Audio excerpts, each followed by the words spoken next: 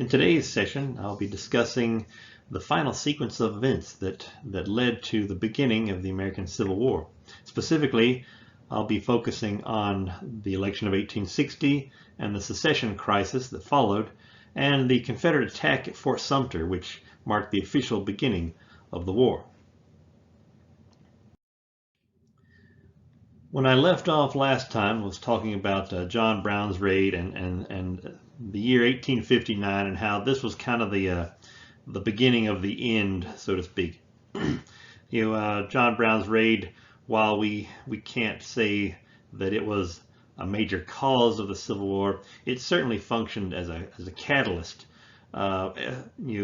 significantly escalating those tensions between North and South over this issue of slavery. So it certainly threw extra fuel on the fire that was already beginning to burn out of control. And after John Brown's raid, many people were already starting to feel that war was inevitable at this point. The relationship between North and South had degenerated so badly by this point that a lot of people believed that war was pretty much inevitable. And of course, John Brown's final words certainly alluded to that. So the following year, 1860, is going to be an election year, and this election year in 1860, election of 1860, is going to be probably one of the most crucial turning points in this story of the coming Civil War. In the previous election, in '56, Southerners had already declared that if a Republican was elected president, that they would finally follow through with their ongoing threat to secede. Well, the Republicans did not win the 1856 election, so the Southerners never had to follow through with that threat. But in 1860, it's going to be a little bit different. Abraham Lincoln, the Republican nominee, in 1860, is going to win this election, and finally the South will have to basically put up or shut up. This is basically going to be, this election of 1860 is going to call the South's bluff. Okay, you said you're going to secede. Are you going to do it? And we'll see here in a little while that the South will finally have to follow through on their threat. So let's talk a little bit about this election and what happens. To begin with, this election is going to take place strictly along sectional lines. We saw a little bit of that in the 1856 election, how whole blocks of the nation voted in one way or another. We'll see then even more pronounced evidence of that during this 1860 election. But we've got 4 separate candidates, and this is going to complicate things. One, the Democratic Party is going to break apart as a result of this election, or I guess just prior to the election. We alluded that in the previous election, we saw the Democrats, while they were still more or less unified as a party, by the time we get to 1860, tensions within the party between Northern Democrats and Southern Democrats had gotten to the point where the party was ready to break apart into 2 separate wings or factions. And the issue was slavery. Northern Democrats had become increasingly opposed to slavery, whereas, of course, Southern Democrats were very reluctant to take any kind of hard line against slavery. In fact, most of them supported the institution. So we have this issue of slavery dividing the nation as a whole, but also now dividing the Democratic Party. So when they get ready to hold their convention, the Democratic National Convention in 1860, where they will nominate a candidate for their party, they can't decide which direction to go. So basically what ends up happening, before the convention even takes place, there's already posturing and fracturing started to take place. Radical Southerners openly declared that federal protection of slavery is an absolute must, especially in the Western territories. And they promised that if they could not elect a candidate that would commit to that platform, then Southern states would leave the convention. Of course, Northern Democrats were not comfortable with taking such a hardline protectionist view of slavery. Again, many Northerners were were opposed to slavery. Even among the Democratic Party, were opposed to slavery. So they refused to take such an extreme pro-slavery stance. And a lot of the Northerners hoped for Stephen Douglas to be the Democratic nominee. Well, in the course of this debate, no one can agree, and right in the middle of the convention, basically the delegates from 8 of the southern states just got up and walked out. Okay, we're not, clearly we're not going to get our support for slavery that we wanted here. We're out of here. They just left. So basically, the party or the convention broke up before a candidate had been nominated. So what ends up happening is that 2 separate wings of the Democratic Party, a northern group and a southern group, now will hold separate conventions, and they'll each nominate a candidate. And this is one of the biggest things that gives Lincoln an advantage in this 1860 election, is this disunity in the Democratic Party. So Stephen Douglas will be nominated by the Northern Democrats. John C. Breckinridge from Kentucky will be nominated as the Democratic candidate from the South. So the Democratic Party will put 2 separate candidates in this 1860 presidential election. So already you can see that whatever votes would be cast for the Democrats are going to be split between these 2 candidates. So already you can see that there's no way the Democratic Party can gain any kind of majority in this election, because they just, the breakup of the party basically just cut their chances in half. But, we already talked about Abraham Lincoln as the Republican nominee. A third party is going to emerge here again, and these third parties, they creep up every now and then. Once again, a third party is going to emerge as one last attempt to try and find some kind of middle ground. And at this point, it's kind of futile, but there's still some people in the nation who genuinely believe that compromise is possible. It is possible to find a moderate middle ground where both sides can come together and preserve the Union. So they call themselves the Constitutional Unionists, and their platform basically is their title. They support the Constitution and the Union, and other than that, they pretty much don't really take a stand on any other issues. They say their main purpose is to preserve the Union and abide by the Constitution. They nominate John Bell of Tennessee as their candidate, and they again, their platform is based on a moderate, or a hope that the middle ground will still have some appeal to some people this time. But by 1860, realistically, there's very few people who believe that compromise is still possible. So when we take a look at the results of the 1860 election, we see it plays out like this, and you can see how divided the nation is by the colors on the map here. Our northern states, solid Republican support of Abraham Lincoln. Of course, Oregon and California both fall in behind Lincoln as well. We see southern states, solid, unbroken block of support here for Breckinridge. In fact, Abraham Lincoln was not even on the ballot in most of these southern states. They didn't even acknowledge him as a candidate. That's how little support there was for Abraham Lincoln. And of course, we see these constitutional unionists, you dominating these border states, Tennessee, Kentucky, and Virginia. And this is not a real big surprise here, because the border states tended to be the most dispassionate in terms of the issue of slavery. They were more interested in preserving the Union than protecting the institution of slavery. And no big surprise here, because a lot of these states, these 3 states especially, slavery is not nearly as important as it is in the Deep South. There's not that many slaves in these states, and we consider half of these states, eastern Kentucky, eastern Tennessee, and the western half of Virginia. All these, this whole region is in the Appalachian Mountains. There are no plantations there. Very few slaves in this region, and of course in the farming areas of Virginia, Kentucky, and Tennessee. Again, there's not that heavy a reliance on slave labor, not nearly what it is in the Deep South. So no surprise here that slavery is not quite as contentious of an issue in these border states, and they were more receptive to the idea of these constitutional unionists. Our one state here that voted for the Northern Democrats for Stephen Douglas was the state of Missouri. Ironically, Douglas didn't even win his home state of Illinois.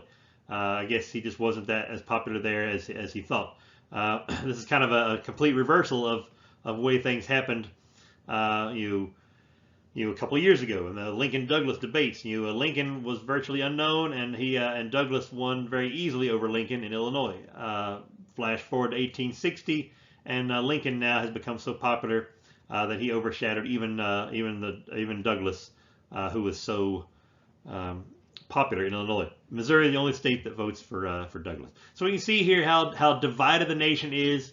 North and South, and there's just a few little remnants of people who are open to the idea of moderation. Douglas, of course, was he was considered moderate in terms of his views on slavery. So Bell and the Constitutional Unionists and Stephen Douglas, representing the Northern Democrats, all of those kind of represented a moderate view of this issue of slavery. And looking at this illustration here, this illustration speaks volumes about this election of 1860. I chose this illustration specifically because it is the absolute perfect metaphor for what's happening to the nation in and around this election of 1860. Even if you didn't know anything about the issues that we've discussed, or the issues that caused the Civil War, or how divided the nation was over various issues, just if this illustration were your only source of knowledge of American history in 1860, it'd be very obvious to you what's happening to our nation at this point. It's literally being torn apart. This map, of course, serving as a metaphor for the United States. Now it's being literally ripped apart by the four candidates here in this 1860 election. We got Lincoln, Douglas, Breckinridge, and of course Bell over here on the right. And we can see, of course, Breckinridge tearing his big chunk of the map off here, and of course all of these are the southern states being literally torn off the map. Lincoln and Douglas fighting for control of what remains, and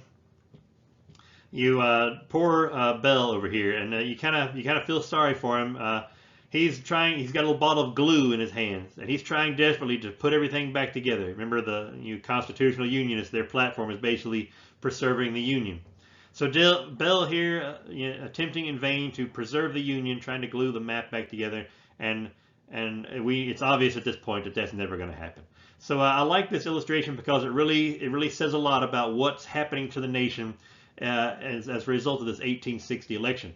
Rival factions fiercely competing for dominance in a nation that is divided and broken, and of course very few people have even the slightest interest in preserving the Union at this point. Here, of course, is a photograph of Abraham Lincoln's inauguration in the spring of 1861, and on the steps of the U.S. Capitol. And you can see here the U.S. Capitol building is still under construction. The distinctive dome on the top of the structure is still not quite finished yet. They'll finish that somewhere during the course of the war. By the end of the Civil War, the U.S. Capitol building will be complete. It'll look much the way it does today. So this moment, this inauguration of Abraham Lincoln, marks a significant turning point in our story. Lincoln's election is going to be kind of a catalyst that, or not a catalyst, I guess a trigger that's going to set off a sequence of events that is going to put the final finishing touches on this this division of North and South. So, secession. The secession crisis begins almost the instant that Abraham Lincoln is elected, or his victory is announced. Of course, he'll be elected in November. The votes will be tallied, and in early December they'll announce his victory. He won't take office, of course, until March of '61. But this interim between the election of 1860 and the time that Lincoln takes office in '61 is a crucial period of time, because in this few weeks, this couple months of time here, the South will finally follow through on its threat of secession. And they've been saying this for years. This threat goes all the way back to even the nullification crisis in the 1830s under the Andrew Jackson administration. With South Carolina threatening to secede over the tariff.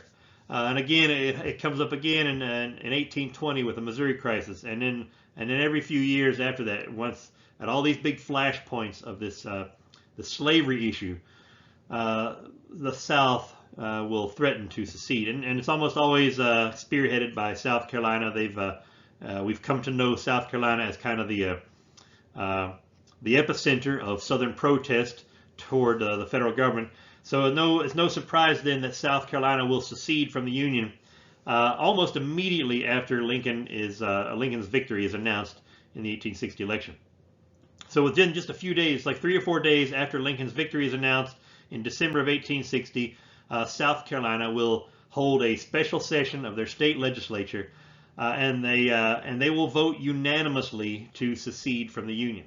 Not one single member of South Carolina's state legislature voted against secession. So there is a lot of support for this. Again, support for this idea has been building for a long time. By the time we get to 1860, there's no one in South Carolina that does not want to secede. So it is a universal support for this within South Carolina state government, and within the next couple of weeks. By February of 1861, so I guess within about a month and a half, 6 other southern states will follow a similar path. Mississippi, Florida, Alabama, Georgia, Louisiana, and Texas will all hold special sessions of their state legislatures, and again we'll see similar voting patterns. It's pretty much universal support for secession. So South Carolina is the first to take the plunge, followed by 6 other states from the Deep South in February. And this marks the beginning of this secessionist movement, which is going to segue right into a civil war, as we see here in a few minutes. So just to take a look at our map here so we can keep track of what we're talking about, because this secession it doesn't happen en masse all at once, and it doesn't happen immediately. South Carolina secedes immediately, and then a couple months later, the remaining states of the Deep South will follow.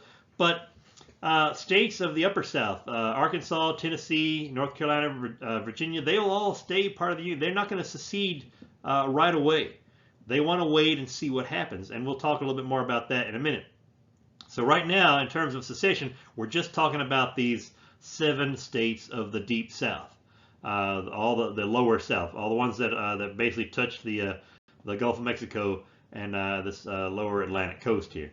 So it's not complete and it's not instant, but the process has begun. And once these first few southern states announce their secession, and it's in the newspapers, the press really runs wild with this. Of course, we're looking at an illustration that appeared in a northern newspaper, and northern newspapers, as was the northern public in general, highly critical of this whole idea of secession. Not because they felt that the South shouldn't leave, but they thought that the South leaving was a big mistake, and it would probably lead to their undoing.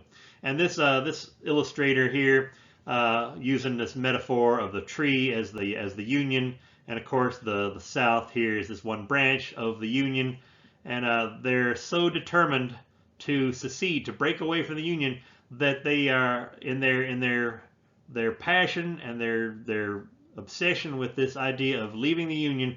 They aren't fully prepared for what's about to happen to them.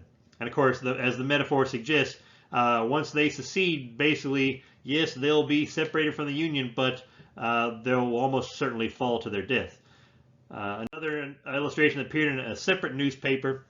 They're using a separate metaphor here, but the message is identical. Southern states here in a mad rush to get away from the Union, their pursuit of secession, they're going to go running off the proverbial cliff here and fall to their demise. So in each case, and of course this is just a sample of many illustrations and stories that appeared in a lot of newspapers around the country at least in northern newspapers, suggesting that the South, in their attempt to secede, they haven't thought this through yet. They just want to get away from the federal government so badly that they'll do anything, and even if it means their own destruction, they don't care. They just want to get away. So we see that the general consensus, at least among Northerners, is that this is not going to end well for the South.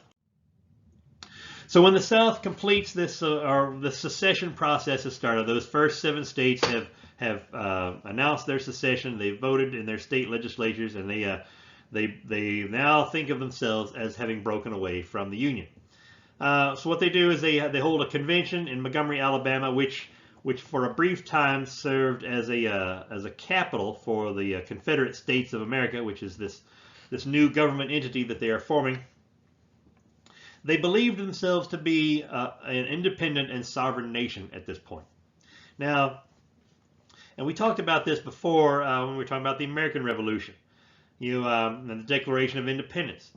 Just because those 13 colonies declared themselves to be independent, that doesn't necessarily mean that that's going to happen.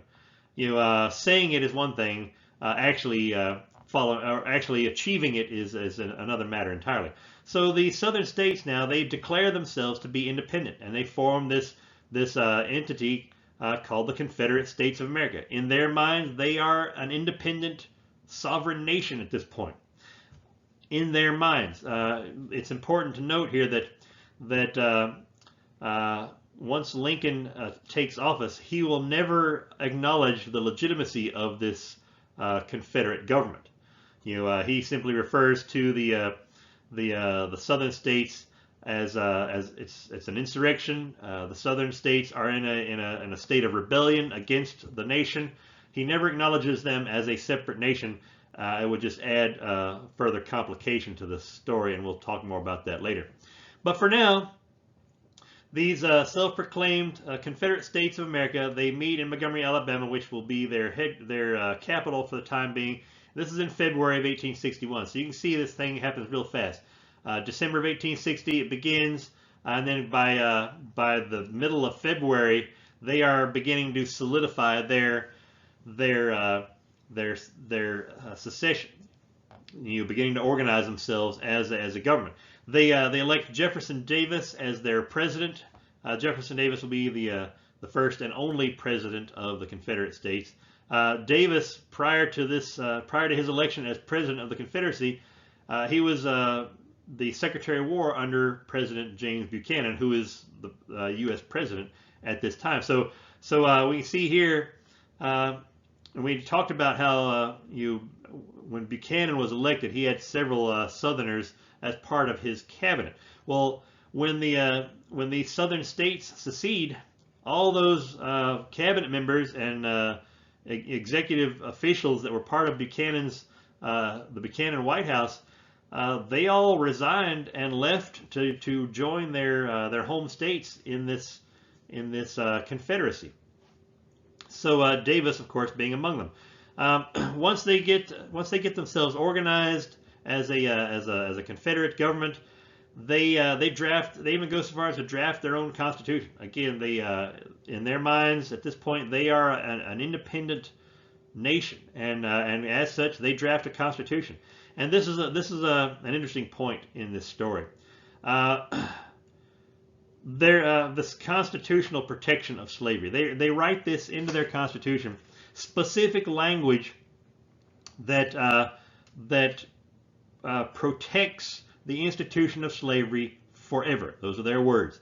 Protection of the institution of slavery forever. And of course, they make it against the law to abolish slavery. Of course, it says in their constitution that no state within the Confederacy can pass any kind of law restricting or prohibiting slavery in any way. And if you want to read up on this, there's several websites that contain a copy of this document. The Confederate, the Constitution of the Confederate States of America. The document still exists. Article 4, Section 2, paragraphs 1 and 3 discuss these legal protections of slavery. And I point this out because traditionally, one of the big arguments in the Civil War debate, as historians debate the Civil War, a lot of people over the years have claimed that the Civil War was not about slavery, that Southern states' desire for secession was not about slavery, it was about states' rights. And I offer their own Constitution as the biggest piece of evidence to refute that argument. Within their Constitution, they put explicit language protecting the institution of slavery, even making it a crime against the Confederacy to abolish slavery. So if slavery was not the real issue here, why then did they go so much trouble to put specific constitutional protections of that institution as they're forming their government? It just doesn't make any sense. The argument that the Civil War was not about slavery is not supported by any real evidence. The evidence is actually to the contrary. Another thing that makes this Constitution of the Confederate States somewhat ironic is that also contained in this Constitution was a specific prohibition against secession. They came right out and said that it is illegal for any state to secede from the Confederacy. So already they're telling their own states, the Confederacy, the Confederate government is already telling the states within it that it's restricting their rights. You don't have the right to abolish slavery. You don't have the right to secede. You can't break away from this Confederacy. So for years and years, the Southern states have been protesting the abuses of the federal government and how the U.S. federal government was restricting their rights. And the very instant that they break away, they put specific language in their Constitution which restricts the rights of their own states.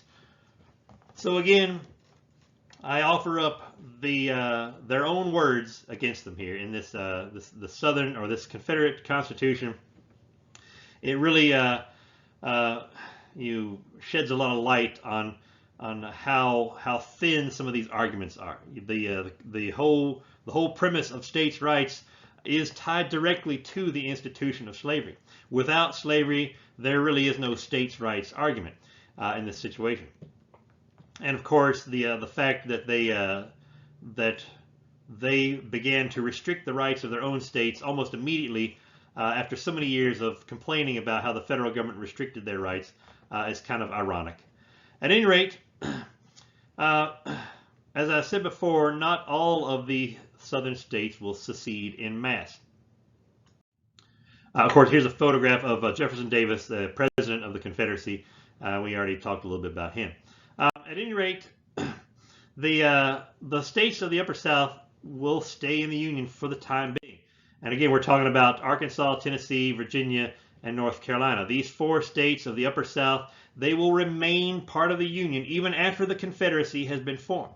So the states of the Lower South or the Deep South have seceded and formed the Confederate States of America. They formed a separate government. The states of the Upper South will remain part of the Union. They want to see what happens with this new guy. Let's give Lincoln a chance. We're not ready to pull the trigger on secession just yet. We'll see what Lincoln does when he takes office here in a couple months. We'll see what he does. If he looks like the kind of guy that we can work with, maybe it'll be worth staying part of the Union. We'll just wait and see. So these states of the Upper South are staying as part of the Union for now. They want to give the process a chance and see what Lincoln does. So Lincoln will be inaugurated. Well, in the time being, between the time Lincoln is elected and the time he's inaugurated, we've got this period of about 3 months. They call it the lame duck period, right? Where a new president has been elected, but the old president is still technically president. He's considered the lame duck president. So James Buchanan is still technically the president of the United States during this secession crisis. Lincoln can't really take any action here because he hasn't been sworn in yet.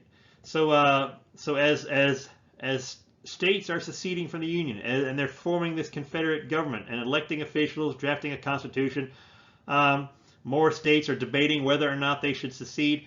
James Buchanan is left to deal with this, and he's have to deal with it all alone because most of his cabinet were Southerners. A lot of his closest advisors were Southerners, and when their home states seceded, they resigned Buchanan's cabinet and went to join their home states. So Buchanan is left literally alone in the White House to deal with this crisis. So he's a lame duck president with no real significant power. He's working alone without the benefit of advisors or a cabinet, and there's not really anything he can do. The only thing Buchanan does at this point is he offers a public condemnation of secession. I think secession is wrong, and I disapprove of it. Other than that, there's really nothing he can do. He just kind of has to sit there and watch this happen around him. And same thing with Abraham Lincoln. Lincoln has been elected president, but he hasn't taken office yet. He hasn't been sworn in yet, so his hands are tied also. There's not a lot he can do in terms of any kind of action. Once Lincoln is inaugurated in March of 1861, again, after all this has happened, by March of 1861, these states have seceded. They formed their Confederate government, elected a president, drafted a constitution, and the deed is kind of done by the time Lincoln takes office. But when he takes office, in his inauguration speech, he makes one final appeal to the southern states.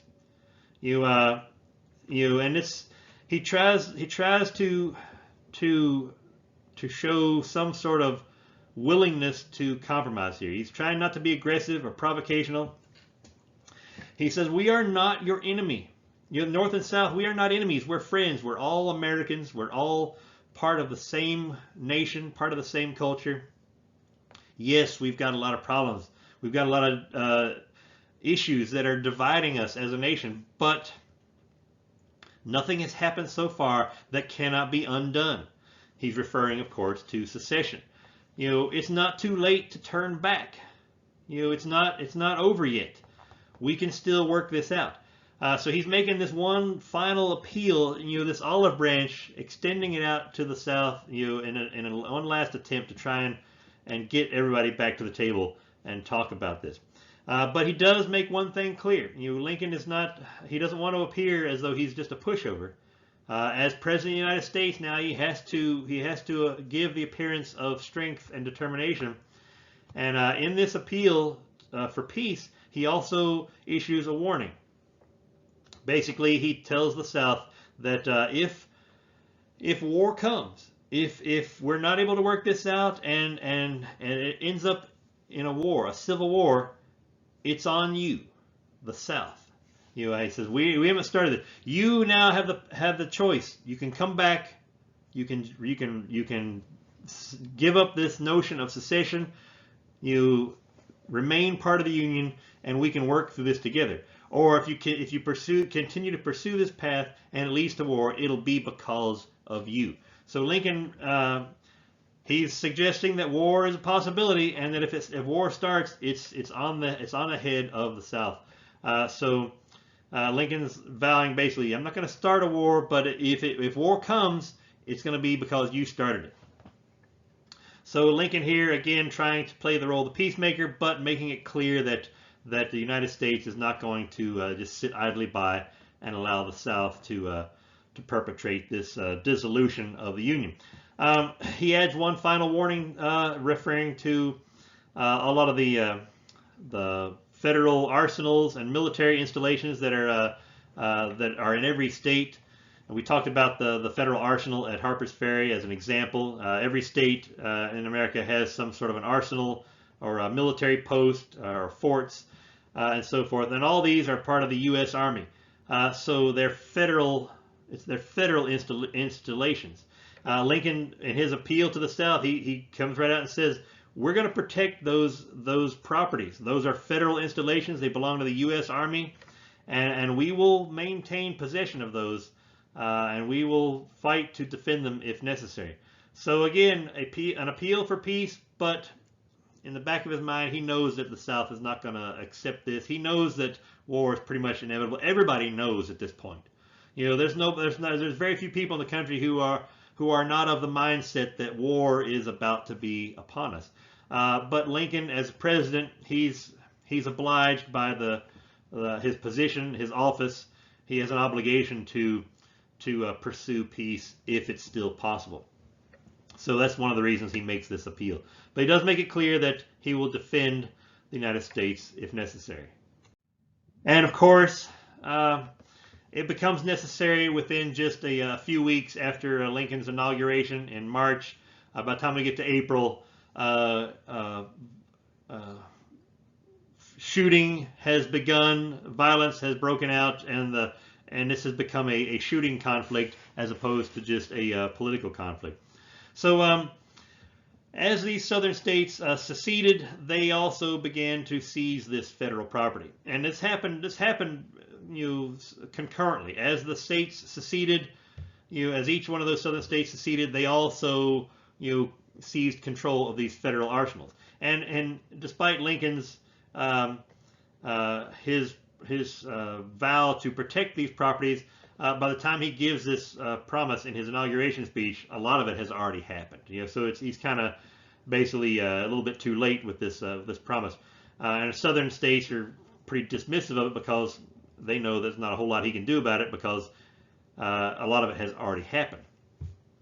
So Lincoln decides to draw the line at Fort Sumter. It's in South Carolina. So he knows that a lot of these other properties are just lost. These federal arsenals and federal U.S. Army posts that have been seized by southern states, he knows that those are gone. There's no way he's going to get those back. But Fort Sumter, South Carolina, is still in the hands of U.S. troops. And this is where Lincoln decides to draw the line. He vows to protect Fort Sumter from southern attack. This is federal property. It is a U.S. Army installation. It does not belong to South Carolina. It belongs to the federal government. So what he does, he sends a message to the South Carolina state governor, and he basically pleads with the South Carolina state governor, let me resupply Fort Sumter. By this point, the commander of Fort Sumter, Major Robert Anderson, had already telegraphed President Lincoln, said, hey, Mr. President, we're stuck here. We're on an island here in Charleston Harbor. We have a limited amount of provisions and supplies. We can last maybe another month or so, but we're going to need to be resupplied if we're going to continue to hold this fort. So Lincoln asks the South Carolina state governor, let me resupply this fort. He said, as a show of good faith between us, let me send supplies to Fort Sumter. Just food and supplies. No additional troops, no additional weapons or ammunition. Only food and supplies. Allow me to resupply this fort so it can remain in U.S. hands, and we can use this as a starting point, a gesture of good faith, and maybe we can build on that. Well, on the morning of April 12th, the South Carolina gives Lincoln the answer to his question, and of course the answer comes in the form of an attack on Fort Sumter. So basically what happens here, we'll take a look at our map. Fort Sumter is an island in the middle of Charleston Harbor. This is, of course, Charleston, South Carolina here. So it's an island out here in the middle of the harbor. Now this fort was designed and built to protect Charleston Harbor from a sea attack.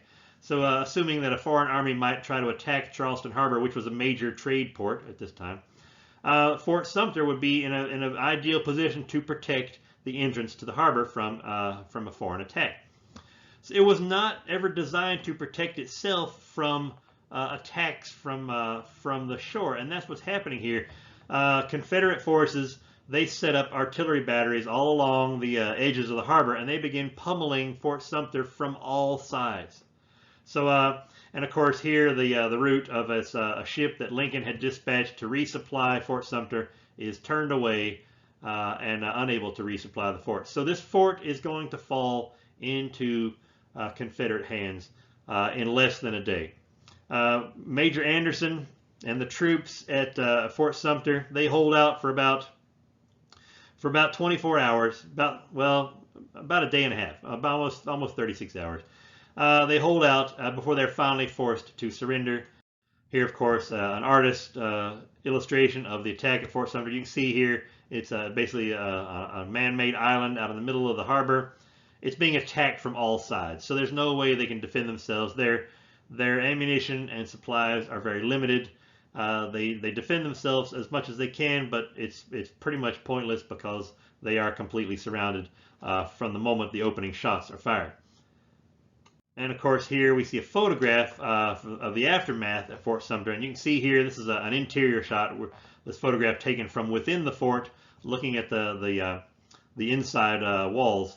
And you can see here how all the damage on the inside of the walls, because they're taking fire from all sides. So cannon fire is coming over one wall and hitting the inside of the far wall. So again, this place takes a really bad beating in just a few hours, and they are just simply unable to hold out.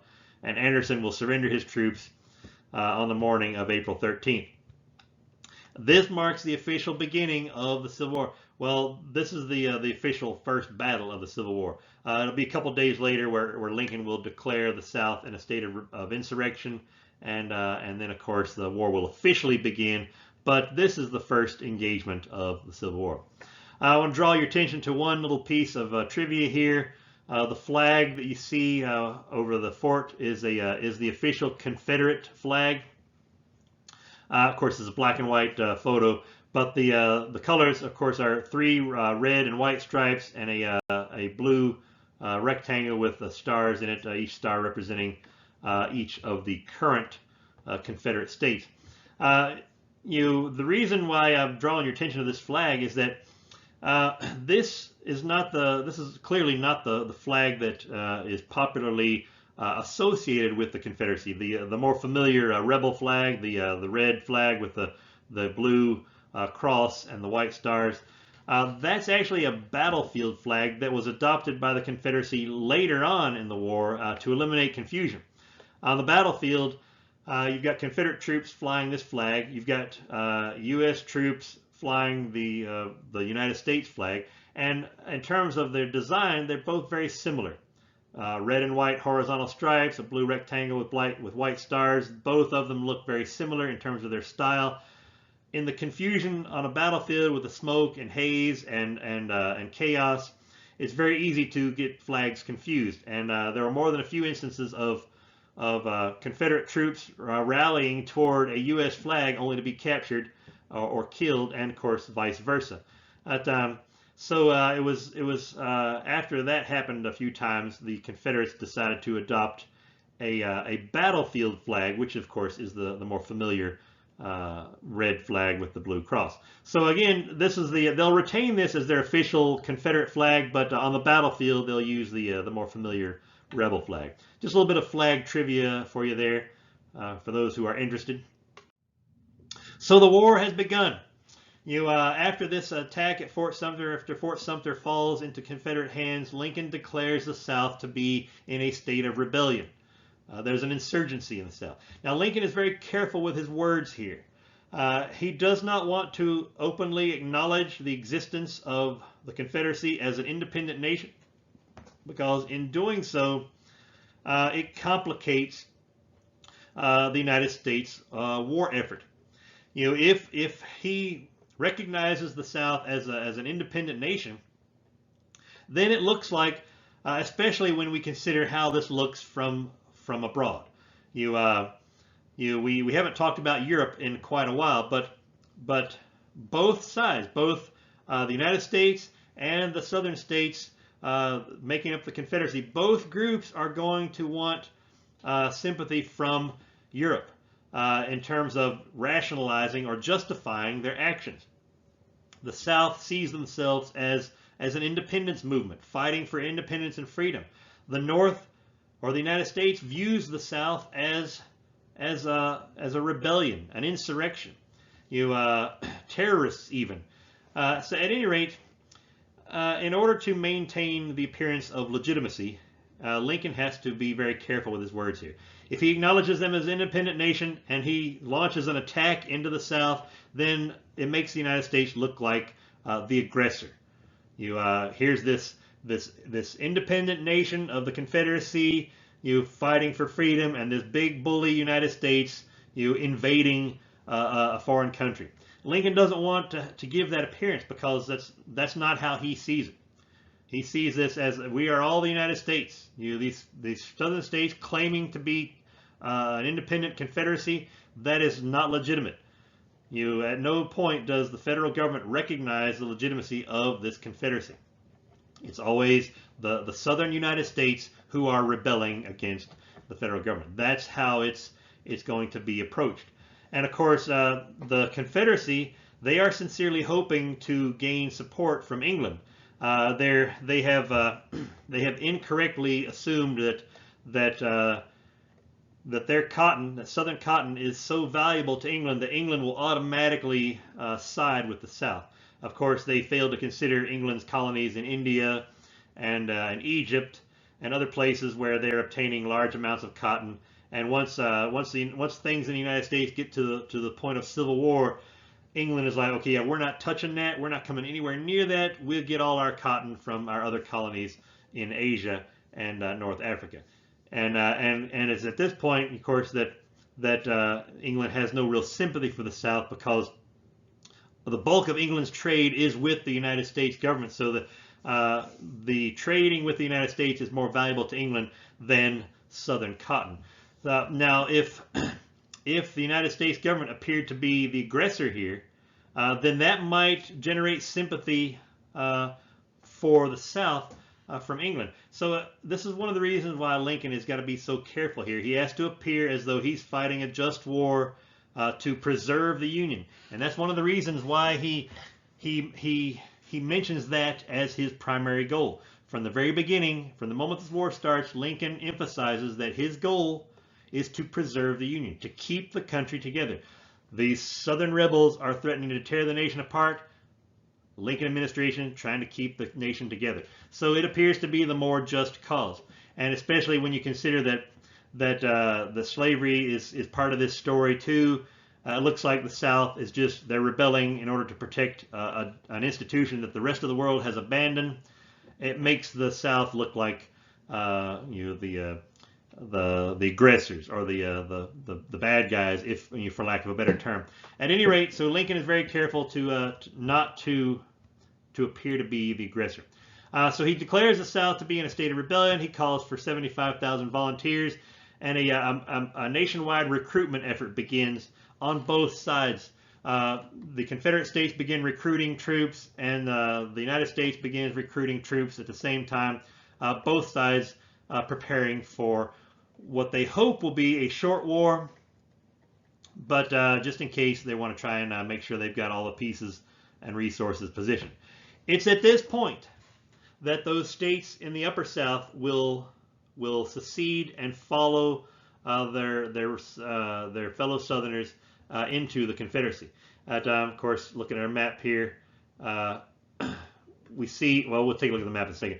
Some of those slave states are not ever going to secede. They're going to remain a part of the Union permanently. So looking at our map here, we kind of go ahead and wrap this thing up. So first wave, we see South Carolina and the 6 other states of the Deep South seceding. States of the Upper South, Arkansas, Tennessee, North Carolina, Virginia, they remain part of the Union up until Lincoln's inauguration. Well, basically up until the attack at Fort Sumter.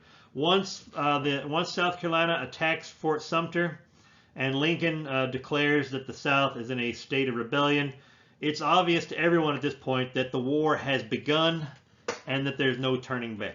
And it's at this point that these states of the Upper South decide to throw in their lot with their fellow Southerners. They were not really enthusiastic about secession initially, but once the war starts, they decide that they're not going to take up arms against their fellow Southerners. They would rather join with their fellow Southerners than to fight against them. So they join the Confederacy at this point, right after the Battle of Fort Sumter.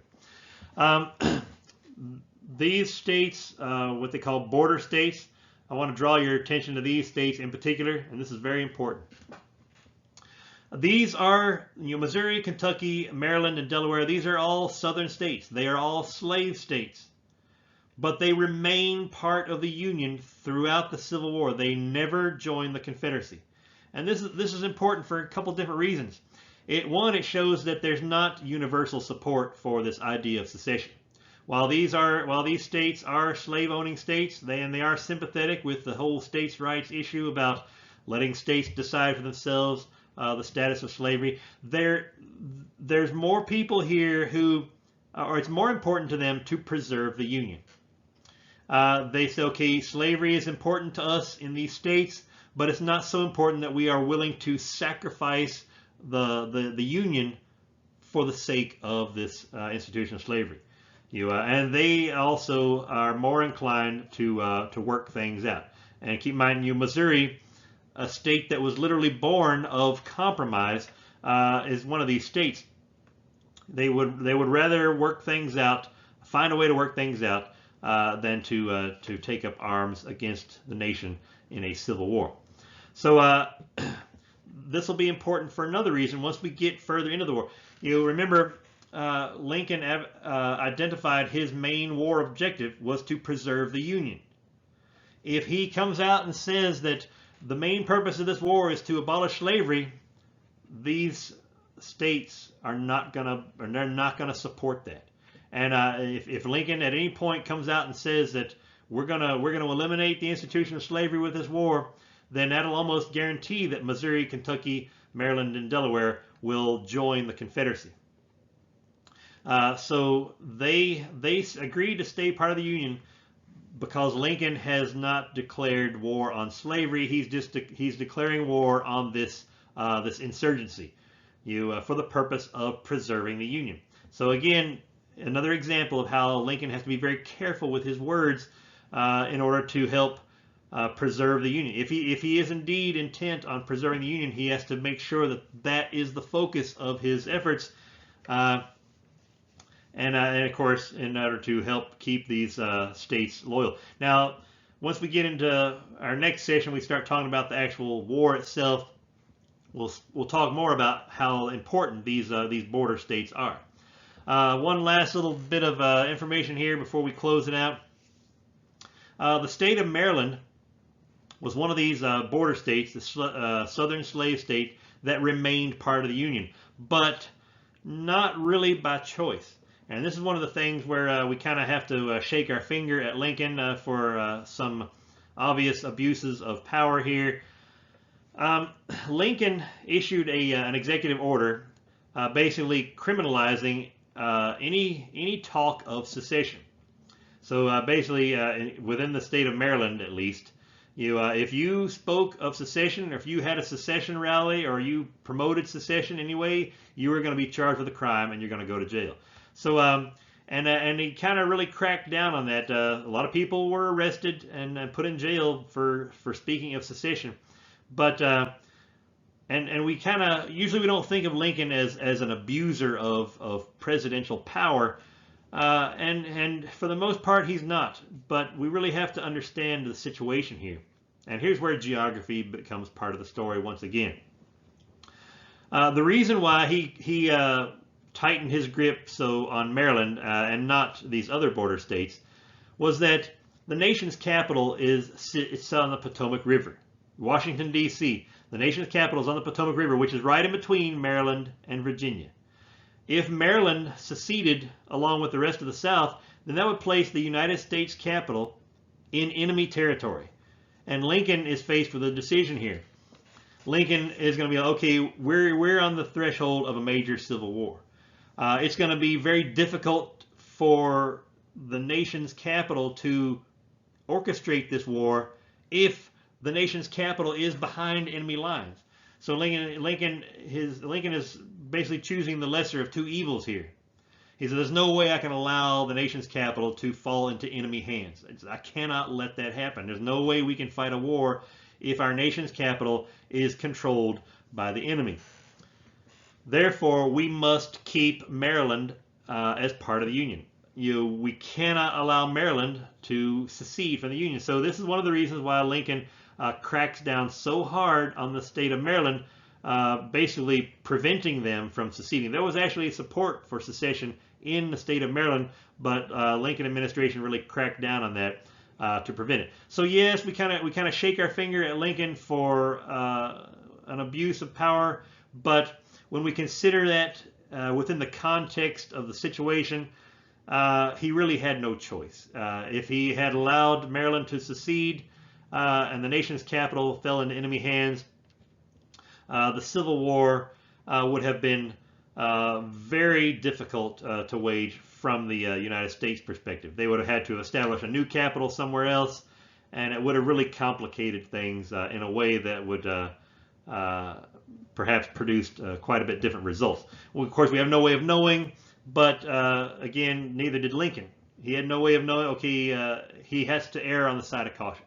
So he made a choice based on a tactical and strategic situation, and when we consider what was at stake, we kind of give him a pass on that abuse of power there, although it was technically an abuse of power. Again, this is just kind of highlights the complexities and nuances of a civil war. It's not as cut and dried and simplified as some people like to make it. There are so many factors that play into a situation like this. It's almost impossible for us to judge the people in this situation fairly, because we have the benefit of looking back and seeing what we know how the story ended. We know what all took place. Lincoln has no idea what's about to happen. He has no idea how this is going to unfold, what's coming next, and how they're going to deal with it, and what the challenges they're going to have to face. He has to make decisions based on what information is in front of him right at that moment. And at that moment, Lincoln felt that he had no choice but to crack down on Maryland. So again, it's just one of the complex nature of historical events. There's a lot more going on than sometimes it seems at first sight. That's all we have time for today. When we come back next time, we'll be starting our closing chapter of this story. For the next two sessions will be dedicated exclusively to the Civil War, and we'll talk a little bit about battles and strategies, and of course we'll focus mainly on the impact of this war, what happens, how things change, and how it affects people, and of course what are some of the end results of this war between the states. And and that'll finish us up for the semester. So 2 more sessions left, both dedicated to the Civil War, and we'll see you next time.